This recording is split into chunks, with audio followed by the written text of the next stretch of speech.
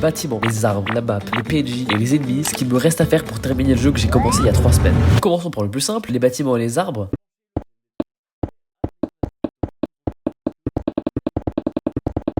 Satisfait, en est-il pas? Voilà notre village qui pour l'instant est vide. Après je suis passé aux ennemis qui se sont révélés vachement plus complexes que prévu, avec quelques bugs très marrants.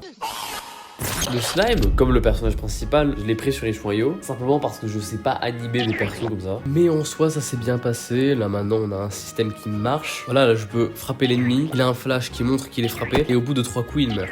Du classique, mais qui fonctionne. La partie du développement la plus longue maintenant, c'est le dialogue et les PNJ. Et là, il va falloir que j'explique le synopsis de mon jeu. On vit dans un village entouré de slime, ce qui empêche les habitants du village de sereinement se rendre à leur puits. Notre but, du coup, c'est de tuer tous les slimes à coups de bandale dans les dents. La bagarre! Et je veux que chaque membre du village ait la possibilité d'avoir une discussion avec nous, avec 2-3 easter eggs un peu marrants au passage. Faire le système de dialogue, en fin de compte, ça s'est super bien passé. Et en fait, là maintenant, il marche très bien. Comme vous pouvez le voir, j'arrive à faire une discussion grâce à mon programme. Et vous savez pourquoi?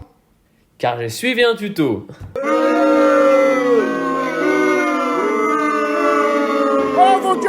D'ailleurs, un tuto fait par le même mec qui a fait le tuto des menus sur la vidéo Pong. Encore merci à ce mec. Peyton Burnham, allez checker sa chaîne. Mais le fait de suivre un tuto ne m'a pas empêché d'avoir des problèmes.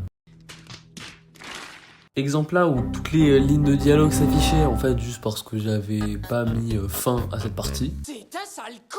Donc j'ai fait des sprites personnalisés pour chacun des PNJ. Ils ont tous des lignes de dialogue différentes. Donc là, le village est fin prêt, le reste du jeu aussi. Je pense que je le sortirai pas maintenant, peut-être un peu plus tard. Une version un peu mieux optimisée, avec des détails un peu mieux, avec des meilleures finitions. Et quand j'ai voulu tester, j'ai eu un problème qui a fait que mon perso s'est dupliqué. Ce qui a fait que les deux persos étaient contrôlables et que grâce aux éléments du décor, on pouvait les éloigner ou les rapprocher. Ce qui m'a donné une idée de jeu. Ça m'a donné l'idée même d'un jeu pour une prochaine vidéo. On pourrait faire un jeu de puzzle et d'énigmes basé sur 2 persos qui sont contrôlables. Sauf que là, il y aura un bouton qui permettrait de les rapprocher et les éloigner. En X comme en Y. Donc maintenant, c'est fini. J'espère que vous avez apprécié les 2 vidéos. Salut!